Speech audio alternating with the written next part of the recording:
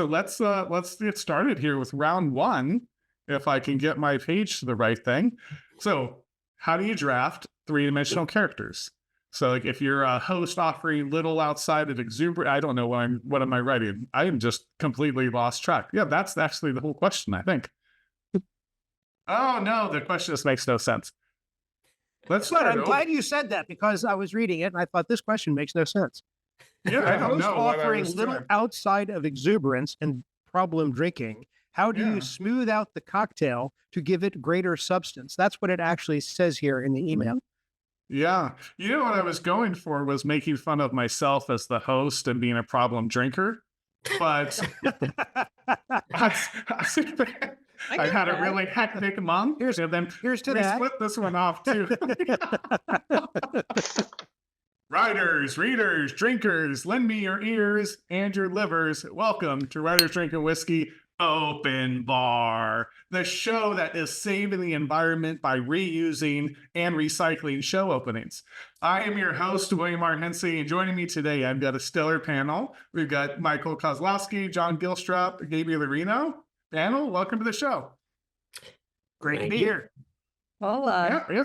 So, and in typical open bar fashion here, I want to, have some fun with this. So, I thought we'd keep it fairly simple today because we're, as we record here. But if we could go one by one, maybe you can tell us what your current work in progress is and what's a writing rule that you deplore. So, maybe we just start with, let's just go left to right from my screen. So, Mike, let's start with you. All right, so my work in progress, ironically, matches the little statue behind your your left shoulder. It's a book about Bigfoot. It's sort of a, I guess I'd call it in the unexplained genre, right? So it's one of the, similar to my last book, which was the True Ghost Stories. It's sort of the investigative type book. It was actually kind of a surprise book. I got asked to co-author while I was working on another one that I have going as well with the same publisher. So it's been interesting. I'm coming up against the deadline and probably not as far as I should be, but it's typically how it goes. And a writing rule I deplore. I may have even talked about it on this show before, but usually it's the only use said rule. I like to be a little more descriptive, I guess, in my tags. I get really bored with say, even as a reader, he said, and sometimes you need it for the mood. And it's one of those. Stephen King is one of my favorite writers, but he says he doesn't even do it all the time. So everyone that says comes out like one day, we'll writing books ourselves and be like, never do this. And then someone will read our work and be like, you do that like here and here and there. I've read it every other page. Just like being a parent. But like, you hypocrite. It's like, of course, but you can't be a parent without being a hypocrite. So, give me a break. Awesome. Thanks for that, Mike. John, you want to take it from there? Right. I am actually on just finished page 10 of a book that right now has the stunning title of Jonathan Graves 17. That's it. I don't, but it's the 17th book in the Jonathan Graves series. It's not due until April 15th. So I'm not on deadline. Neener. So I submitted a book called Burn Bridges. Will come out, I guess, in next June. I submitted that back in July. So I've been slothful these last couple of months, but now I have to start turning the heat up again. The rule that I hate most is the one that says that there are any rules at all. This is a creative endeavor. I think it is ridiculous to say that you can or can't do anything. You just have to sell it to make it work. Can't have a prologue. Of course you can. I just tend to call it chapter 1, but you can do anything you want. It just has to make sense. Right. Amen. Thanks for that. It's funny. I think there's an economist, it's Thomas Sowell, that says there's no solutions, just trade-offs. it's kind of how I feel, right? It's like you do whatever you want, but you're trading something off. Like then manage that and figure it out as you go. So cool. Thanks for that, John. Gaby, you want to take us from there? Hi, everyone. My current work is the same work in progress I've had for 5 years as I've moved and then moved again, various states throughout the country. It's called Single in December, a collection of short stories that follow a group of 6 girlfriends, mostly in Tampa and Los Angeles, through 11 years of life, conveniently ending right before the pandemic. Because I think that's going to be a whole other thing. But to have some realism.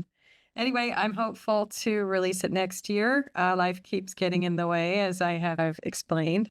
But I think that with my current team of people giving me feedback, I will be in a good position to do my best work and get it out there in 2025. So the rules that I hate, I used to be really weird about his or her versus their, and then subject pronoun or pronoun agreement with singular versus plural.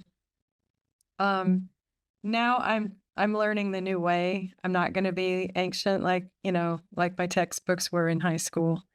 But that was hard for me. It was hard to say no one has their idea. It didn't sit well with me for a while. But I think any good writer knows how to rewrite. And if you don't like the way it sounds, just say it a different way. Yeah, amen. Yeah, I don't know. I went to school and did so much writing, and reading and writing with studying English that I threw all of it out of my head and I just read everything aloud and like, how does it sound? I'm like, okay, it sounds good. I liked reading that. And then if not, in fact, the book copy that you can't see because my big head's in the way now, that I used to keep behind is actually the copy that I do at readings. And I use that one because I have penciled over so much since when the stories were first published that I'm like, I don't really like to read this line out loud. Just cut things, and then I have exactly what I want. Like my script from my, back in my actor days. You have it all marked up. It's just marked up for me to like read from. So, cool. So thanks everybody for that. So let's get started here with round one. If I can get my page to the right thing. So how do you draft 3-dimensional characters? So like if you're a host offering little outside of exuberant, I don't know what am I writing? I am just completely lost track. Yeah, that's actually the whole question, I think. Oh no, the question just makes no sense. Let's start. I'm glad you said that because I was reading it and I thought this question makes no sense. Yeah, I don't know what I offering was little doing. outside of exuberance and problem drinking. How do you smooth out the cocktail to give it greater substance? That's what it actually says here in the email. Yeah. What I was going for was making fun of myself as the host and being a problem drinker. But I had a really hectic month. And then Here's to we that. split this one off too. And it got lost in translation. So let's just go with the first, what is that? 7 words there is how do you draft 3-dimensional characters? So Gaby, you went last the first time, so you want to start us off and we'll just roll from there. All right. Well, you got to think about them in different environments. Most people have a job. Most people do some sort of work, even if it's not paid work. Most people live in a certain place. Most people interact with certain types of people. And you have to show through their interactions and their habits and their phrases and their behavior who they are, barring any interiority that you can or cannot get away with, depending on what kind of character you're building. So I rely a lot on just kind of placing them in different environments. I also am an astrology buff, and I like to give them sun and moon signs because I can think, oh, well, she's a Leo. She's probably going to wear that red dress, or, she's a Sagittarius. She's going to want to go for a hike, and it kind of helps me make sense of the characters, who's going to be more family oriented, who's going to be more outgoing, and be more, you know, classic dyed in the wool. We've always done it this way, and who's going to be looking for new ideas and new solutions to things, and excited about new technology versus like not wanting to learn it. There's all kinds of different ways character. Sure. Thanks for that. John, Mike, either you guys want to jump in? Sure. I think, there they go, the dogs. I knew it.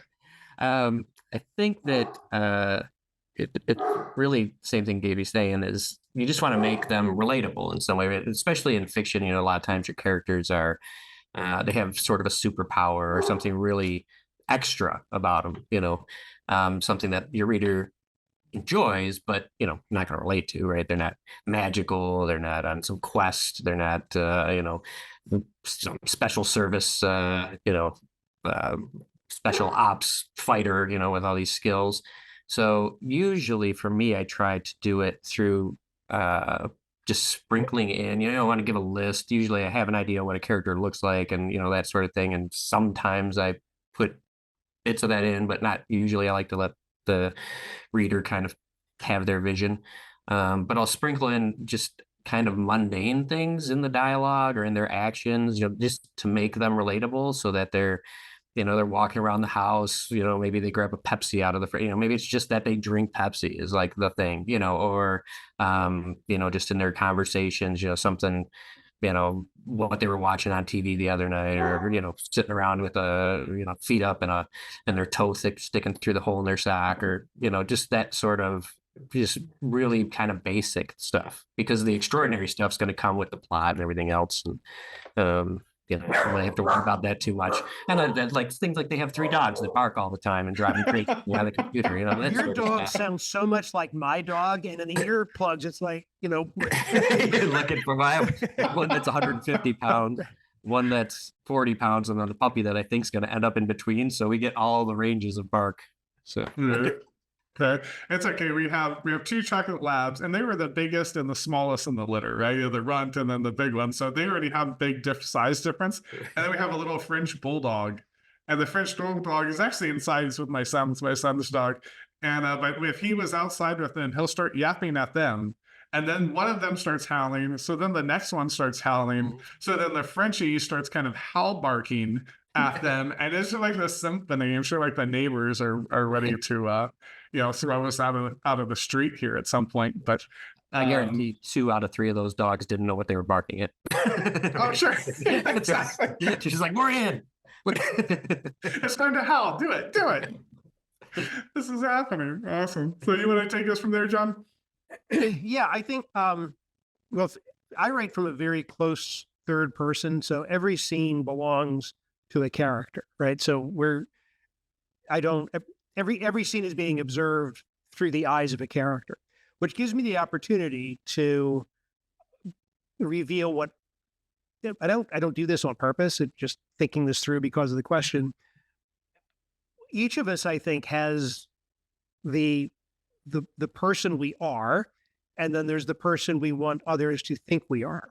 And in the case of like Jonathan Grave, who's he is a former Spec Ops guy, and he's a hostage rescue guy, and he's a leader. So there's what you have to project, and then there's what you actually feel. And right there is a depth of field that is quite literally 3 dimensions in a character. And his observations about other people and his memories of how he's interacted with other people. And then you do that again with each book will have a few point of view characters, not a lot of them. And then I think also it's critical. A lot of bad guys. I write thrillers, and one of the problems, a lot of the hits that thrillers get is that the bad guys are cardboard characters. They're shorthand for 2 dimensions. And I think it's important to remember, especially when a bad guy is a point of view character, is that bad guys don't think they're bad guys. Bad guys think they're good guys. They have perfectly legitimate reasons for why they're doing what they're doing. And to write their point of view from a very reasonable perspective, I think is important. Sure. No, I mean, I'm glad you said that. Because even with that, you have that tension between this is how I have to project myself, this is how I feel. And then when you get into the other characters too, you start to see like, oh, I think I'm really witty, and people don't notice I drink all the time, right? And then you go to the next character, and they like, oh, this guy's a jackass that drinks too much, you know. Like you get all those interesting tensions, and it really builds the character out from being able to see them from the different points of view, and such. So, is it? So I get that there's like especially I get with thrillers, right? And or horror, you can have the almost cartoonish villain if you make them too flat, right? It's just kind of like, okay, Mustache twirling. Yeah. yeah, exactly. Yeah, Dr. Evil, like, so I get they can be maybe too flat. But is it important to really have kind of that full three-dimensional character? I guess what I mean is like you have, say, Sherlock Holmes, right? It's not that he varies a lot, right? He's got kind of a personality, does his thing, but it's more about kind of solving the mystery in that case. And I think you find other examples where it's not always like this character has a fatal flaw, which we'll talk some at towards the end here. But how does everyone feel about that? Like, does the character always need to be kind of this fully fleshed out 3 dimensions, or can we go with 2 dimensions, or for lack of a good analogy? But it depends on your character, I suppose. Obviously, you can't, put the time into fleshing out every character that might wander through your plot.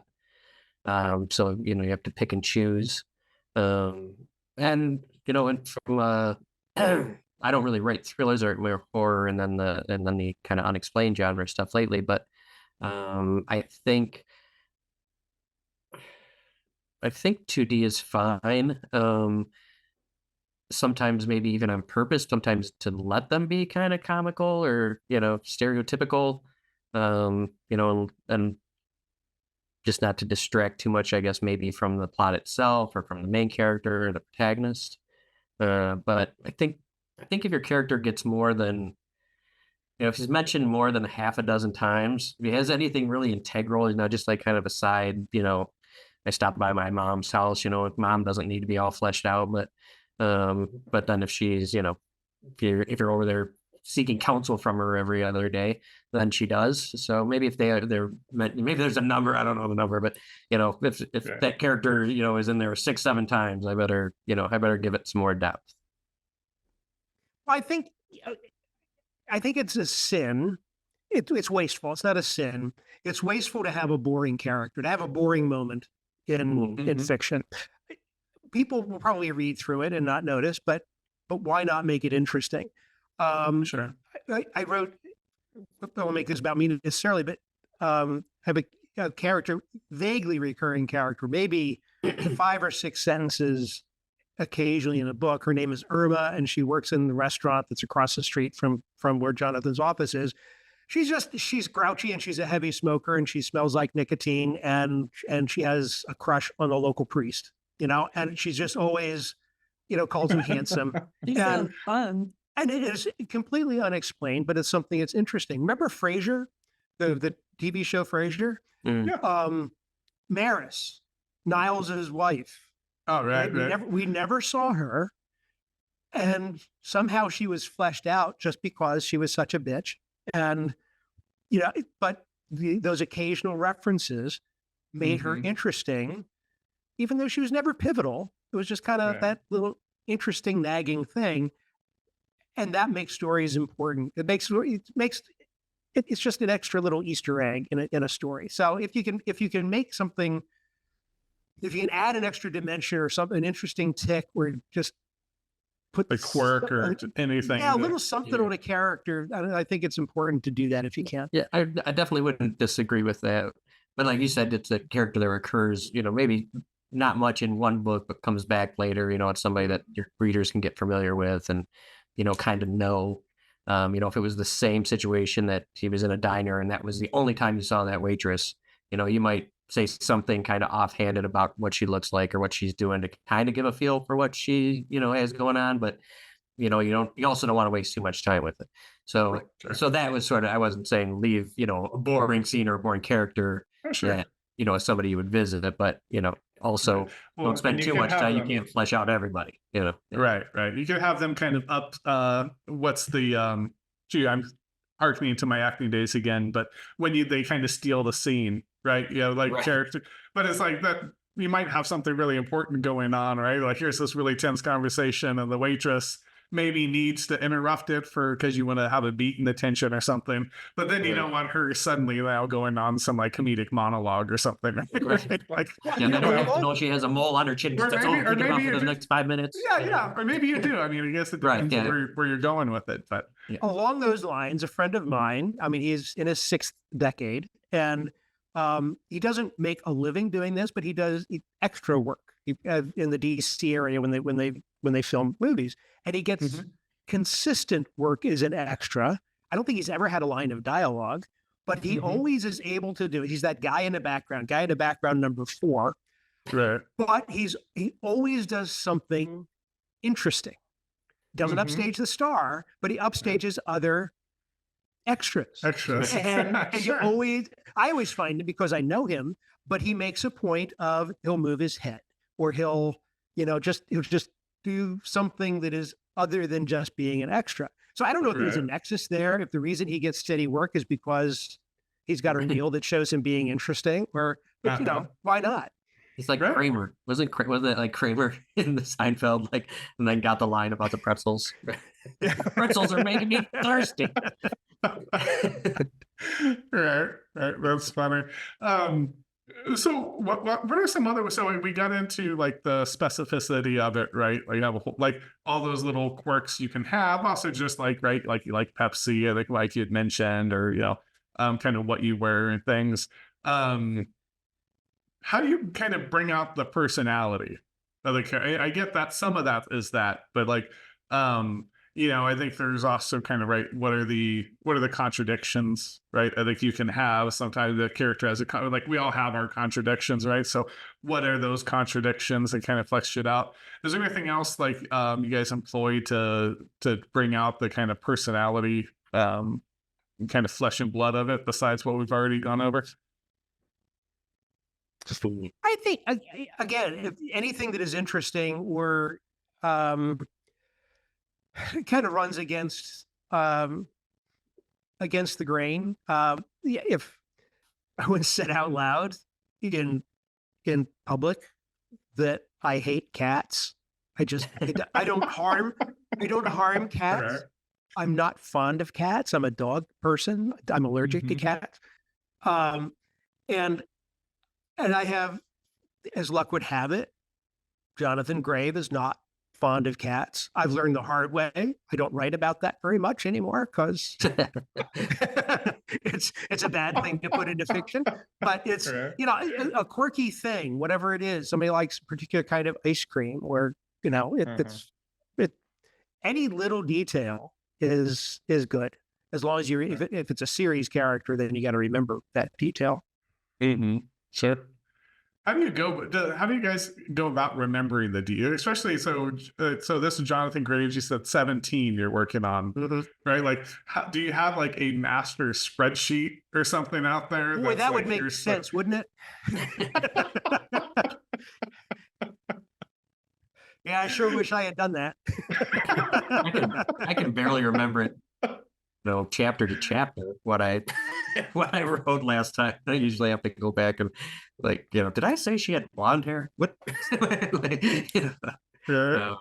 Yeah, if I'm doing anything of length, I do keep notes as I write, handwritten notes off to the side. I do a lot of, if I'm researching at the same time, I save a lot of, favorite a lot of websites or whatever. And I keep those in a file. If I'm going to go back to that book, or if it's a book while I'm writing it, right, and I'll pull that out and just kind of glance through it as I'm going. The only series one would be the John Angel one, and I've got a lot of notes on backgrounds, things that didn't make the book, just things that might drive back to the 3D might drive decisions he makes or things he says, right? That may come out eventually in the book, but may not. Sure. But yeah, Sure. yeah, lots of notes for me. Right. Because it's so funny. It's so easy to because it's like especially you're writing, right? You write out the first draft and someone has emerald eyes, right? And then you're writing it again 50 chapters later and you're like, oh, her brown eyes. So then you like, let me control find eyes. And there's 89,000. Which is another reason, like I said, I tend to stay away from descriptions of characters other than maybe just a couple of things, that are distinctive. I don't necessarily have to say the hair color, but, I might if, for whatever reason they have long hair that's important, Sure. or Sure. a buzz Well, it's cut or, interesting. a military Yeah. look, and then those notes are usually still, again, off to the side. I'll write down that description and handwrite it, but yeah, I kind of try to avoid getting overly descriptive because I know it's just going to be a nightmare for me later trying to remember it. Yeah. Right. And I like that. I like the getting something to be able to get a flavor for who it is and let the person's imagination kind of fill it in. Were you raising your hand there? Raising Amy? my hand. Yeah. Just butt in. We talk way too much. I don't have the energy for I use flashcards. I write down important information about person's appearance and personality on a flashcard, and I have a whole set for whatever I'm working on. And also, as a grant writer, I'm learning about the magic of the master narrative, and I think this could probably be used for fiction writing as well. And in the grant world, you're going to have a mission statement. You're going to have contact information. You're going to have all this. You don't need to worry about that. But I think it would be helpful to just have one document, searchable, that you can use to have descriptions, personality, appearance, inner emotions, things like that. One of my characters has a word that she likes to say all the time. Everything's lovely, unless it's not. But you know what I mean? I think Is that it would on be really purpose? helpful. She does that on purpose, that you do that on purpose as part of her character? Yes. Okay. Yes. She's modeled after someone I know. I used to know. I guess I still know her. I just never see her. Sure. I used to do that on this show. I used to use lovely a lot when people say, and I cut it because I know the gentleman, he was messing with me, but it came off like he was really chastising me when he had said it, just the kind of his tone. But he had told me a story that was not lovely, decidedly not, And I went, oh, that's lovely. And a lot of times what it is, I'm thinking about the next place we need to go, right? And so that's kind of a filler while my brain, the little hamster wheel's moving. So I'm like, oh, that's lovely. And I'm going to the next question. And he goes, that definitely wasn't lovely. I was like, oh man, I got to diversify my adjectives the way I describe things. So now I just never say anything's lovely, except for my wife. I do call my wife the lovely Claire on the show now because I think she likes that, even though I'm sure she doesn't. So, but I'm sorry. Or just that word brought back that memory really distinctly for me, which was. But were you done, Katie, or did I completely lose your thought? Okay. Flashcards, master narrative. You decide. Sure. I know that I would lose the flashcards. I wouldn't read my handwriting. All that kind of stuff. Where they are. Yeah, I mean, and a lot of this, I never think. I mean, I'd be out of my mind if I thought the series would go on as long as this one has. So Sure. It's so you do your best, and it helps that I haven't aged my characters at all, so they don't. The Homer Simpson, the Simpsons kind of, and they don't. And I don't describe them either. So I agree with Mike. I think also I find that when I read, of course, we all read a lot. I skip over the descriptions of characters. It never takes for me as I'm reading because I already see them, and I just kind of, and what they're reading or what they're wearing and that kind of stuff doesn't register with me. So I tend not to put it in anyway. It's not necessarily laziness that I don't put it in. I figure the reader's already doing that for themselves. Right. I kind of like to put it if there's a real reason to what you're describing. Well, Right. it's going to pay off, sure. Yeah. Yeah. There's some deeper meaning behind it or stuff that I think it can make sense. But I think David Swinson, he was going to be on, he ended up needing to cancel. But he had talked about that, I think, in his episode. Actually, his episode on the show aired today, speaking of which. But he was talking about that he purposely doesn't describe them because he's like, you know what? It could be a black guy, it could be a white guy, it could be, I mean, it is generally a guy, but he's like, the main character, it could just as easily be played by Jennifer Gardner. He's like, I just want you to to read it and get a sense for the human, and then go. So it's interesting all the different kind of ways you can go about it. Clickety clack, clickety clack, tickety clack. Ding. Oh, hello. You caught me right as I was putting the finishing touches on my epic absurdist satire, Pirates of Appalachia. And now it is time for the long road to publication and the long editing process. As writers, we spend tons of time editing our work. The hardest part, I think, of the editing process is really like the proofreading, the copy editing, because you were so immersed in it.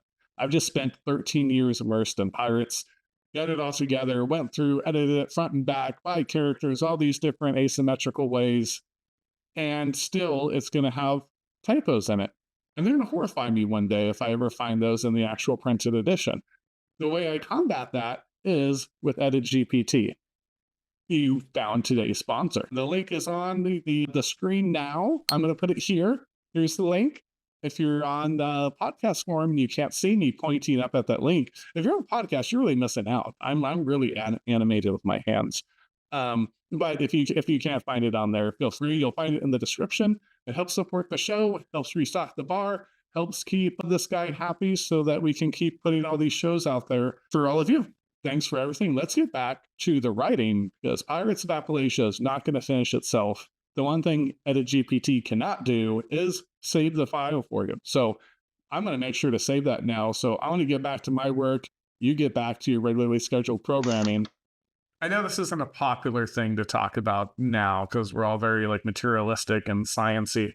What about writing the soul, right? Writing spirits? Is that ever that kind of transcendental kind of aspect of it? Do you guys ever give any thought to that at all, or am I just being woo-woo right now?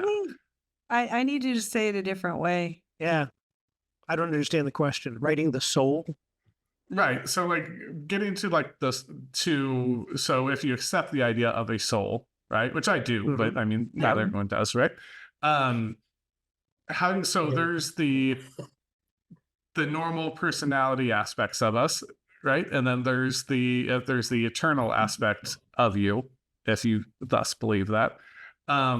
Do you ever give that any mind to the deeper, the deeper aspect of a character that's a little bit beyond how I feel at the moment, what my eye color is, what kind of soda pop I like? Right. I would certainly. So I'll be the outlier, and I don't I'm not a spiritual person necessarily, and I don't particularly believe in a soul separate of consciousness, I guess. So I don't really differ in any way like that I can think of, but certainly I'll dive down into their moral beliefs or something like that maybe would be I gotta talk and you're drinking now, they're killing me. Every time you talk you're like, why? What's he doing? Drink a bowl. It's 150 pounders. Guys are just driving me nuts. Should have shut the door. Anyways, I'd have to cut so much of my time out of here. Corey, please stop.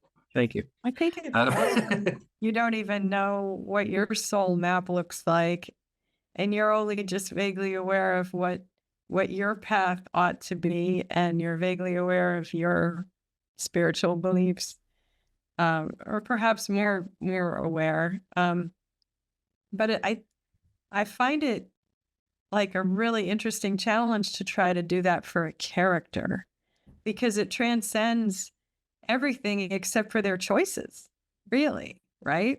It would it would give importance to their choices because they have to honor what their soul wants versus, I mean, it could be really interesting. You could have a character, any story where people become less materialistic is kind of, I think there was like From Prada to Nada, a very, very cool movie that I saw a while back. And it's these very pampered girls that live, they're like, one's in college, one's maybe 18, and their father dies suddenly, and they are thrown out of their Beverly Hills mansion, and they have to figure out life, and they end up living in like East LA, and they're Mexican. They're of Mexican descent, so they don't fit in with any world anymore. And I think, I mean, I guess you have to think about a person like that following their instincts and creating a life out of the ashes of the old life and finding the strength to do that. I can see that would be part of a soul's journey, perhaps. But I'd be very curious to see any writing that really encompasses that, because I'm not coming up with any ideas. Still struggling Is with it, would this be the same as just somebody acting within their moral code, within their sense of right and wrong? I mean, in the case of Jonathan, for example, he does a lot of extra legal stuff. But as it says in the book, he's always on the side of the angels. He does what's, he breaks a lot of laws, but always for the right reasons, right? Because that's what he sees in his worldview. Kind of the same thing. I mean, he's always in his mind anyway, he's always on the side of justice. Is that the soul journey? I don't know. I mean, it could. So that's why I asked. So I had Eric LaSalle on the show at one point, and his I blanked on the name. It was like Laws of Annihilation, something. He had like a trilogy, and they were all laws of something. That's why I'm mixing it up in my head here. But the story in that particular book that we had talked about, during his show, was that there was a priest that. Well, there was a guy that was killing priests, and there was someone that was struggling with his faith and his spirit and things. And we were just kind of talking through that. And so that one had a lot of religious undertones, but then there was also the sense of like, do you go I mean, I think to your point, John, that would actually would be similar in this way, was that it was like, well, does he go kill this guy that's been doing this? But then how does that react to his spirit, right? Like, is he losing his, there was like a sense of spiritual danger in the quest. I think it could be moral dangers, something a little bit beyond just the, I think moral would be fine. I could go with that. I think there's the flesh and blood stuff, right? I want this. I want to do that. This is my ambition. And then there's the deeper, what it means to be human kind of stuff that, people don't like to necessarily talk about anymore. I think sometimes to our detriment, but that's what I'm kind of curious about, is what is, how do we get to those deeper moral quandaries and things, or do we not even, maybe If you want to push this too far, there's a special breed of hubris to presume that we know what our soul's journey is supposed to be, right? Well, I mean, your characters. I don't know that it's hubris for you to decide for your character. Yeah, You have to choose what resonates. And like in regular life, you have to choose what resonates with you. I'm going to gravitate towards certain activities and certain hobbies and certain work based on what resonates with me. So I guess to extrapolate that to a character, you need to figure out what they're going to resonate with and what they're going to feel like is their best use of their time, talents, and treasure and everything else. Okay. Sure. All right. So moving on. Any final thoughts before we move to the next section here? Wow, good question though. All right. So round two. So what is a character arc? So how do you write a character arc? How does that intersect with the plot? Anyone that wants to jump on to start, we can get rolling. Well, I think, hey, I can see better. I think a character arc is, it's kind of the character's journey. How are they different at the end of the story than they were at the beginning of the story? I think that's the simplest way for me. I have no idea if that's what it is. I'm sort of self-taught, so that's what I'm assuming. That's what the character arc is, and they're different for different characters. A series character, the arc is much flatter and, Yeah. and longer than it is for the characters whose whole stories are told within one book. But it's just I think it's why is this story written? Because fiction is all about characters. A character needs something, wants something, achieves something, and they do it, they don't get it, and they're somehow changed. That's the arc. That's the story arc. Then there's the character arc. What is the reason for writing the story and reading the story? And what is the character's reason for being part of the story would be, to me, that's the character arc. Sure. Thanks for that. Maybe Mike, guys have any different thoughts? I think it's important where you join the character in their overall arc as well.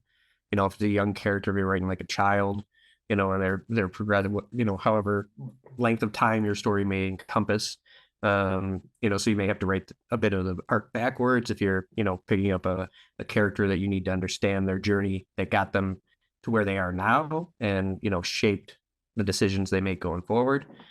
For me in the fiction, I always try to, at least with my protagonist, not every character, try to have, you know, typical, you know, journey, hero's journey, sort of, you know, adversity, you know, something they've learned, you know, some growth, right? Or, you know, if it's a bad character, maybe it works in the opposite direction, you know.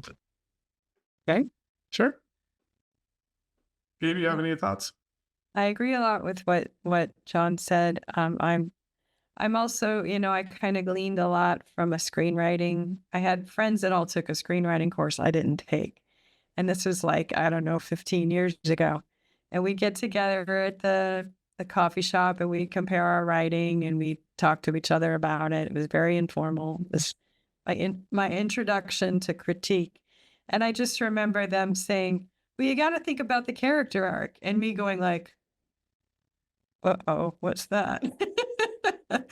and going home and kind of looking it up and being like, oh, the best pop culture reference I can come up with from, I don't know, 20 years ago is Jerry Maguire. When you watch the beginning of Jerry Maguire and then you watch the end of Jerry Maguire, you're like, wow, that's the same guy. That's a lot of change. And I think that it well demonstrates the, you know, how you kind of come out of the crucible. What are you like after all the trials, or at least the trials in this particular character arc story?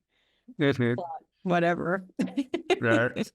Yeah, sure. I mean, it's funny. I think a lot of times it depends on what the conflict is, right? You know, there's like, I think I forget. I know there's like the like person versus person, right? And then there's like person versus nature was one they would always talk about, kind of that can include society. And then there's like person versus themselves.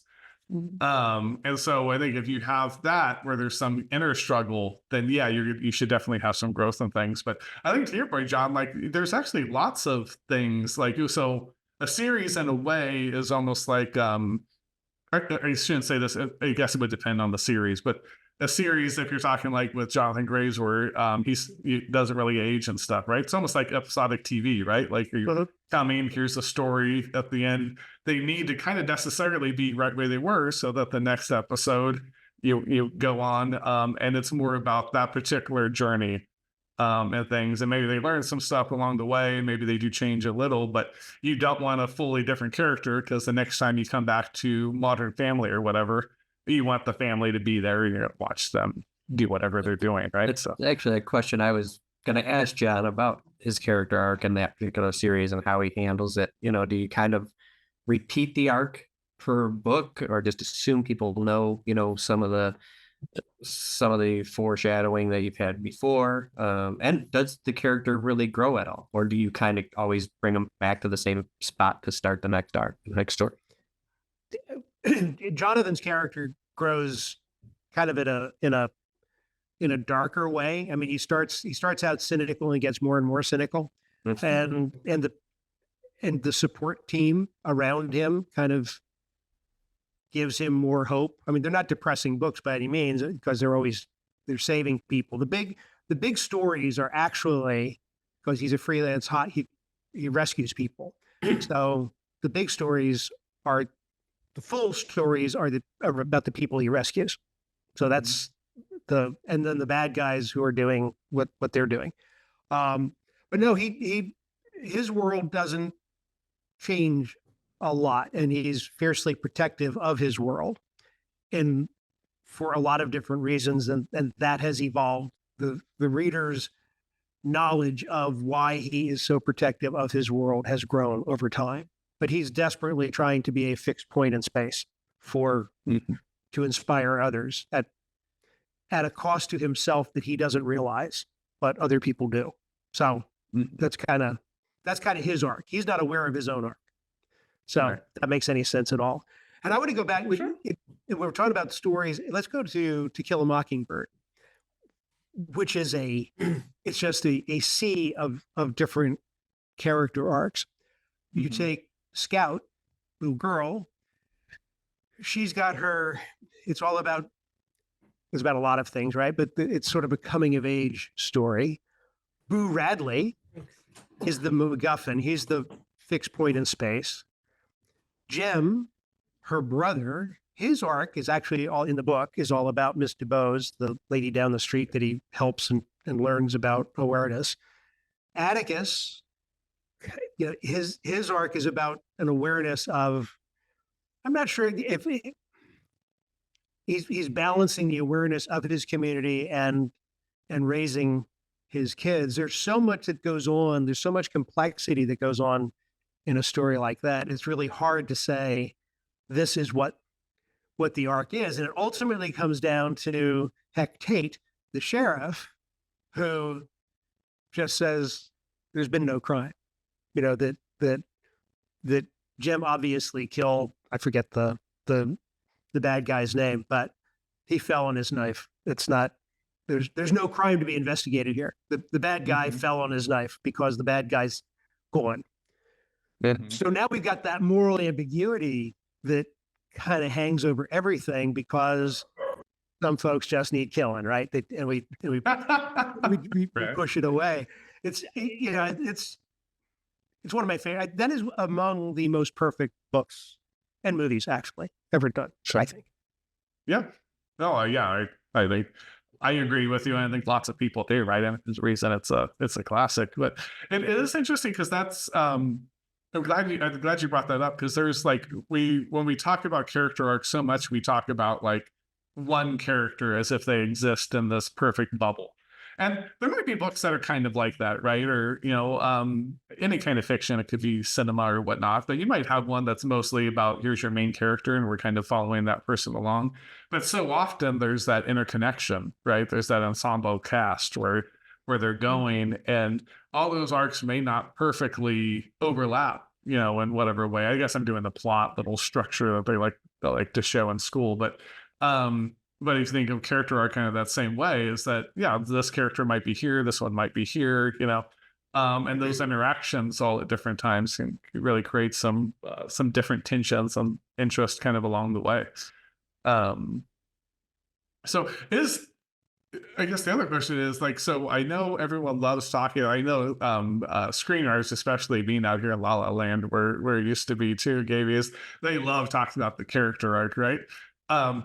Is the character arc absolutely necessary, right? Like, you need a plot, but if your plot is Fast and the Furious, and they're stealing cars, they're going to have a little adventure. I know there's been 27 of them now, so there's probably, you know, characters have come and gone and changed, but That character arc is like, who are you bonding with throughout the story, and who are you making out with at the end?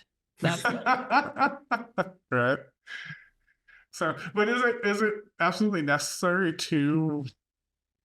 Because I guess I don't really I can see in my writing there's a lot of character arcs, but is it always necessary to have this like very like decided character arc, right? Like, does Sherlock Holmes really have a character arc in the books, or is there just a story he uncovers, and that uncovering of the mystery and watching how, right? There's the two ways you generally have a story, right? Is you want to see what happens, or you kind of know what happens and you want to see how they got there, right? Sometimes they start and you see what the thing was, and you want to kind of see how they got there.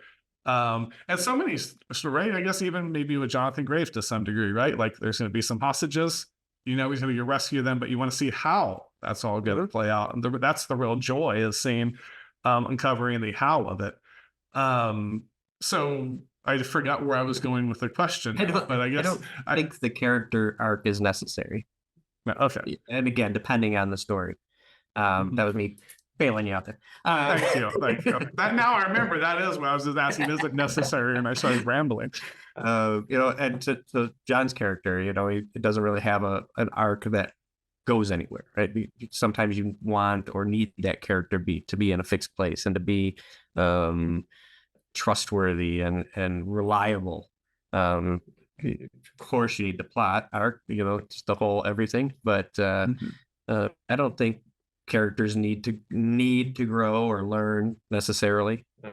Really depends on what the aim of the plot is. You know, is that the lesson learned through the character's growth, or is the lesson learned through the action? Right. And maybe it's more important what the reader gets out of it anyways, right? Maybe the character doesn't grow at all, and so the reader actually seeing them not grow, and being the host that drinks too much and loses his point halfway through his conversations, that's helping people that might want to host a show one day realize what not to do, you know? So, any final thoughts on character arcs before we move to the last question for today? Well, not so much about character arcs, but I want to close the point that I think readers at the end of a story, at the end of a book, need to have a sense that there was a reason why this book was written. That something changed, something about this fictional world changed. You know, that a footprint was left in the fictional world, whether we're going to call it a story arc or character arc or whatever the hell it is. It's not just a word picture, you know, that certainly in genre fiction and certainly in thrillers, that a story progressed, good guys and bad guys had a conflict, and then something happened. What we're going to call that, I don't know. But I think it's important that there's a sense of a beginning, a middle, and an end, a conclusion that is satisfying. Brief interlude from the show. As you've heard me say ad nauseum at this point, the very best way to support the show is to buy a book. You're hearing all about my guest work during the show, so now if you want to take a moment to watch cinematic trailer of one of mine, I'd certainly appreciate it. And if you're intrigued and so inclined, we'll have links where you can pick yourself up a copy. Thanks again, and cheers.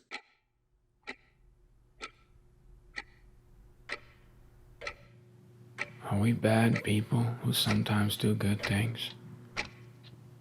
Or good people who do bad things?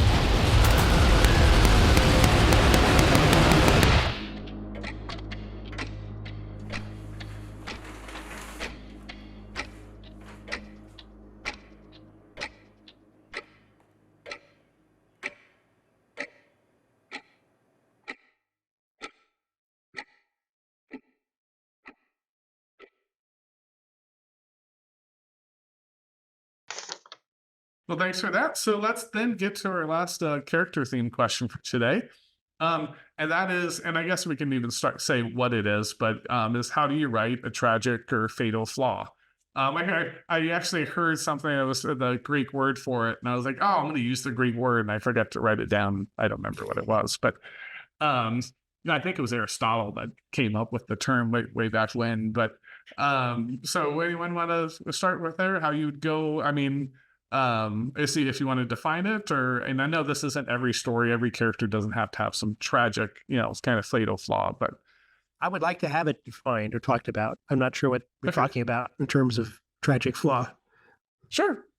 Anyone want to jump in? Sure.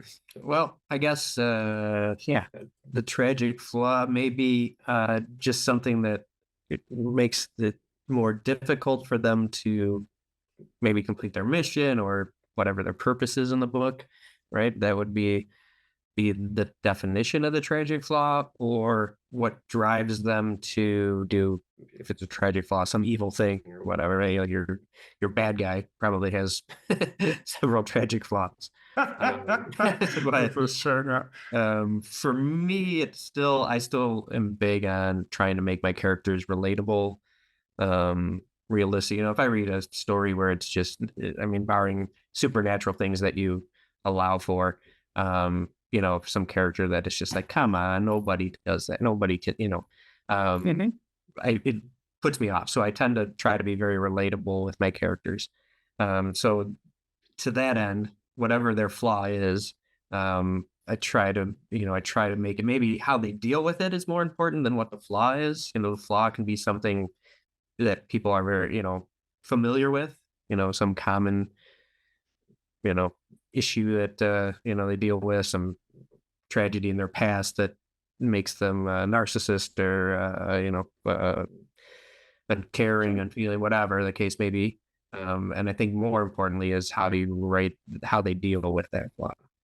Right. No, that's a good point. So, I mean, just to level set, essentially, the definition is like a character trait that leads to their ruination. I think it may even use like ruination. So, like the movie The Black Swan, if you guys have seen that one, but it's a ballerina played by Natalie Portman, and she's obsessed with perfection. And so she's trying to be this perfect ballerina, and that leads to her downfall. So a lot of tragedies have tragic falls. Oedipus Rex, Oedipus's tragic flaw, I think, is, if I'm remembering it right, my Greek right is, I think his was hubris, where he was really smart. He had a lot of great traits, but he couldn't see past his own kind of ego with how great he was. So that's a very common one, is pride and hubris. Perfection, like Black Swan. It could be a lot of different things, but it's usually some trait of them that ends up, and so they almost always end up as tragedies. It's probably not 100%, but that's generally where those go. Would be something with kind of that poor outcome for the character at the end. That's why it's tragic, or they call it fatal flaw. A lot of times it ends up killing them. I think Black Swan, I'm trying to remember the movie now. At the end, she says, "I achieved perfection," but I remember if they left it ambiguous, and maybe she got saved at the end, or if she dies, at the end after she says that. But she does the perfect thing and then dies. And then dies. That is how it goes, right? Yeah. So she achieved perfection, and it killed her. Right. Sometimes it's a seed of destruction, and sometimes a fatal flaw is not something that directly harms other people. A fatal flaw can be PTSD, where they just can't get past something that went wrong. And I'm trying to kind of, make it less of a villain and more of like a relatable character who just can't keep going. Right. Who may aid and abet their own early death, for example. But yeah, I would define the tragic flaw as the seed of destruction, and I would say that I've certainly read some stuff that's considered like literary fiction, where the worst destruction that happens is to the protagonist from the protagonist. Right. Yeah, it's kind of that going back to conflict, right? The kind of character versus themselves, and where they lose, right? They can overcome, Right. their own failings. And the tragic lie usually assigned to some particular failing, but like you said, it's that seed, right? That seed of destruction that kind of gets them there. But I guess as we're defining it more and kind of narrowing it down, and I'm thinking about it, going back to how to write it, I think probably maybe most important is trying to convey the origin of that flaw, right? Like you're just like, oh, they're perfectionists. Like, why? Like, why? Like what happened? Sure. What got? How did they get to this? Or PTSD, for instance. What caused that? So as far as the craft, I'd say that might, in my head right now, that might be the most important thing about writing that flaw. Yeah, the origins of it. I think it's also important to like, if that's kind of what you're getting at, is most of like Hamlet is another character that famously has a tragic flaws, showing it up front what it is as well. So I think one of the very first scenes of the Black Swan, she's talking about like, I want to perfect this move or something. I'm trying to. It's been a bit since I watched it, but Hamlet's is indecision. Right. So, I mean, it's, and who, like, you talk about relatability, a lot of them can be, right? Like, I had a job interview for my previous life with, the quality regulatory stuff, right? So I had to deal with FDA and all these auditors coming in. And job interview, and they go, okay, so what's one of your strengths? Right. And like, I'm very poised, right? There's very little situations to where like, you're actually going to throw me off. Like, I'm going to do my thing. I'm kind of incorrigible. But I think, well, what is one of your weaknesses? And it actually said it kind of dawned on me. I'm like, it's actually kind of one of my weaknesses too, because then people think I don't care about things because I don't react the same way they do. They get very upset, but I keep that little, like my little safety zone. Maybe that's my own way of keeping people away, but that's also a flaw because then people see it as I don't care about things. And that could lead to my downfalls being like seeming too aloof. When really it's just a matter of like, I don't have that. I'm able to control the emotions so that I don't, unless it's a Steelers game, in which case I'm a freaking bat case. So, but I think Hamlet, right, indecision, I think a lot of people can really relate to that. And that ends up to his downfall down the line. But I think you need to make sure you show it early and see what the repercussions are, as it goes. Any thoughts, Sean? Does matter more? Yeah.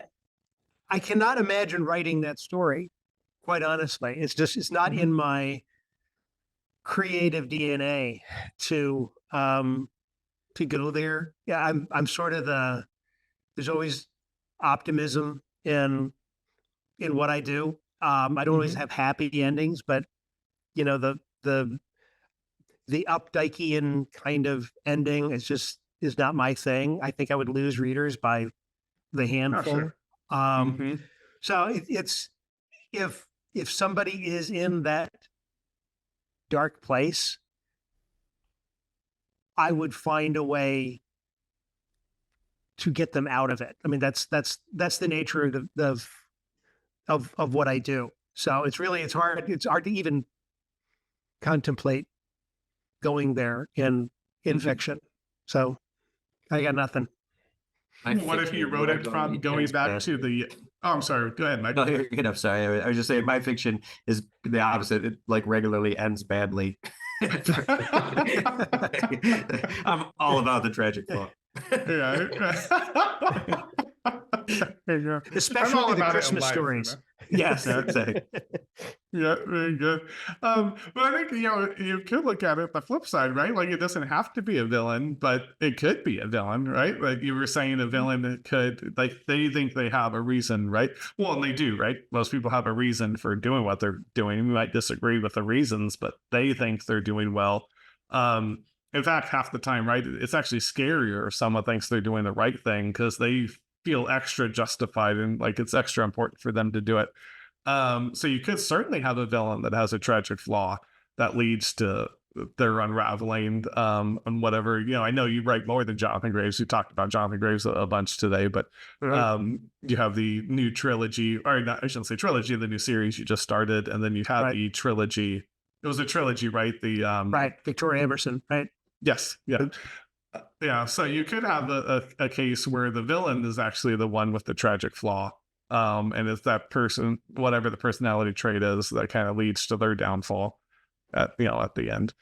Anywho, any other James thoughts? Bond villain, right? Is Sure. every James Bond villain, it's usually Cupris, right? I'm going to tell you all about how I did, what I'm doing. Since I'm going to kill you anyway, I'm Yeah. going to tell you all of the stuff that I didn't figure out how to Right. expose. Because you can't stop me now. Uh-huh.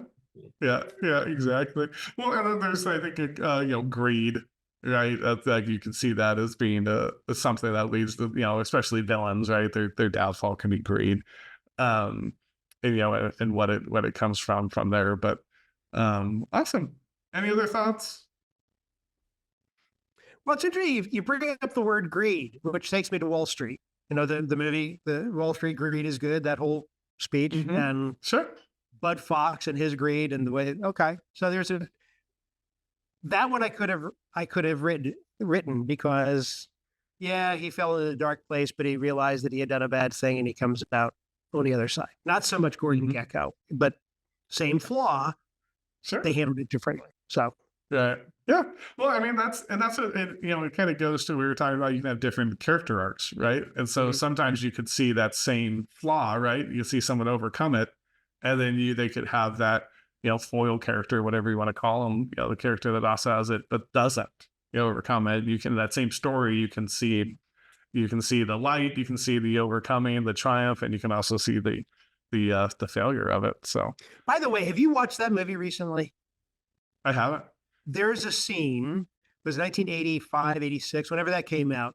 There's a scene where Charlie Sheen's character, he's got all this money, right? And he's looking at this huge apartment in Manhattan. It's ridiculously expensive. And he can get this ridiculously expensive, unaffordable apartment in Manhattan, $600,000. That's painful. $600,000. Yeah. You don't want to hear $12 million now. Yeah. Yeah, I'm sure. Everything is. We were looking at in our little suburb here. That's 20 miles east of LA. One time we were looking at houses, and we went and we're like, oh, let's go check this house out. It looks like it has the number of rooms that we want. It's a little bigger than our current house.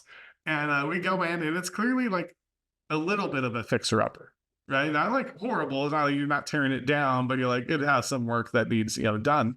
And so we're like, oh, this might be perfect. Actually, maybe we can get like a decent price here, and then we can fix it up, and it'll be perfect for us. And we go, they're like, yeah, it's 1 point. Once they say point, I just zone out. I'm like, nope, well, I'm out. So right, you can't tell me point, and I have to fix things, But I mean, that's so much. Everything has a point now. I don't know. I didn't grow up with these points. I have a hard time. Come back to West Virginia. Land is We were just out in West Virginia for a good week. Went to Point Pleasant. I get to see the Mothman Museum, and yeah. So it's a good time. I'm trying to convince my wife actually to we won't move out of LA, but get a vacation house or something. I'm like, we could afford something in West Virginia. No, I think she likes it more now. So we were out. We spent quite a bit of time, and Beautiful out there. It's almost heaven. Almost. It's in the song. Very good. Awesome. Well, thanks so much, everybody, for jumping on. It was a wonderful time as usual. Any parting thoughts or anything before we call it a night? Thank you. Yeah. Yeah, Very good. nice talking with everyone, and thanks for having me on again. And Depending on when this comes on, everybody have a nice holiday season. Or I hope you had a nice holiday season. I don't know when it's going to air. It is going to be down the line. I was going to Or happy 4th of July. 4th of July, yeah. Happy holidays, whichever. There you go. Yeah, exactly. Extra shot. Question for the audience. Do you think a character arc is mandatory? Let us know down there in the comments. Do you want to always see character development or character change in some way? Or do you just want a really good story? Maybe both, ideally. Is what you're looking for. Let us know. We'd love to hear it. I'd love to respond to it as I do all of the comments.